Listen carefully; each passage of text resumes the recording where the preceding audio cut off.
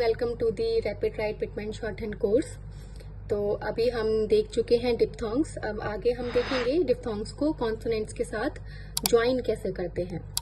तो काफ़ी केसेस ऐसे होंगे जिसमें हम डिप्थोंग्स को कॉन्सोनेंट के साथ डायरेक्टली जोड़ देंगे, अलग से नहीं बनाएंगे।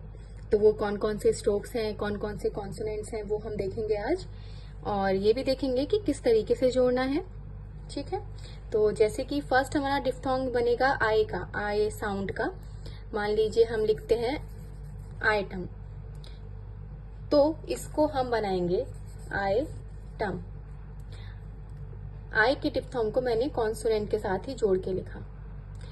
ये बेसिकली बनाते हैं हम अपने कन्वीनियंस के लिए, ताकि हम अपना टाइम बचा सकें। और इस केस में हमारी पेंसिल भी एक ही बार स्ट्रोक को पूरा कर देगी। सीधे बनाया हमने आई टम, ठीक है। वरना अगर हम टी एम और उसके बाद आई का डिप्थोंग ऐड करेंगे तो पेंसिल को 2 बार उठाना पड़ेगा। तो अपनी कन्वीनियंस के लिए हम कुछ कॉन्सोनेंट्स हैं उनको इस तरीके से डिप्थोंग्स के साथ जोड़ कर लिखते हैं। जैसे आइडल, आई डल, ठीक है। जैसे कि I V, ice, ice, eyes, eyes. ये लाइट है, ये डार्क है, ठीक है। इसी तरीके से आते हैं हम आउ पर, जो नाव का साउंड था। तो उसके लिए डायरेक्टली हम नाव ही देख लेते हैं। सबसे पहले नाव कैसे बनाएंगे। नाव बनाएंगे एन और थ्रू दी लाइन बनता है तो ये आधा बनेगा, ठीक है। ऐसे ही हम देख लेते हैं बो, बो थ्रू दी लाइन बी और ओ। अब देखते हैं यू के साउंड के लिए। जैसे हम लिखते हैं ई शू, तो ई शू साथ में लिखा हमने, ठीक है। जैसे हम लिखेंगे ड्यू, ड्यू, ठीक है। अब नेक्स्ट हम देख लेते हैं कि जो भी डिप्थोंग्स हैं, अगर हम उनको किसी भी हॉरिजॉन्टल स्ट्रोक के साथ लिखेंगे तो हमारा डिप्थोंग्स का जो टिक है वो आधा हो जाएगा। और आधा कैसे हो जाएगा। जैसे कि मैं लिखती हूं आई एम, तो आई का बनेगा और एम, 2 साउंड आ रहे हैं आई और एम, तो मैं बनाऊंगी आई और एम। एम हमारा हॉरिजॉन्टल साउंड है।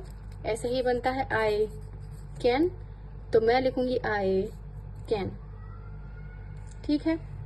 जैसे मैंने आपको अभी दिखाया था नाव, नाव बनाया था और जो आउ का था वो जो टिक था हमारा वो आधा हो गया। ये भी हमारा हॉरिजॉन्टल है। अब ऐसे लिखते हैं आर्ग्यू, आर्ग्यू, तो आर के लिए आर ग्यू,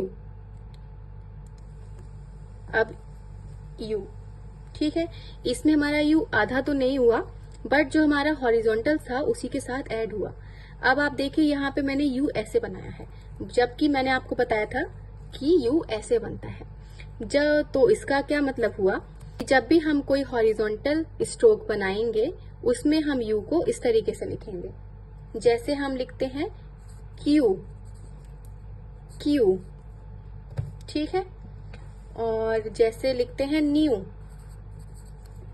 न्यू, ये। तो अपने कन्वीनियंस के लिए हम अपने जो यू का हमारा जो टिक है उसको उसी की डायरेक्शन में बनाते हुए चलेंगे। ग के साथ, क के साथ, न के साथ, म के साथ कैसे बनेगा ये आप देख पा रहे होंगे। ऐसे ही हम अगर म्यू के साथ बनाएंगे तो म्यू, ठीक है। ये कुछ तरीके हमारे डिप्थोंग्स को ऐड करने के। अब ये आपको तभी अच्छे से याद होंगे जब आप इनकी प्रैक्टिस करेंगे। तो आप अपनी बुक उठाएंगे और डिप्थोंग्स के चैप्टर में जाएंगे और उसकी 17 और 18 एक्सरसाइज को कंप्लीट करेंगे।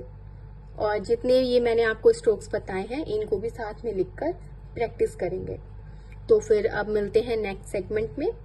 Bye bye and take care.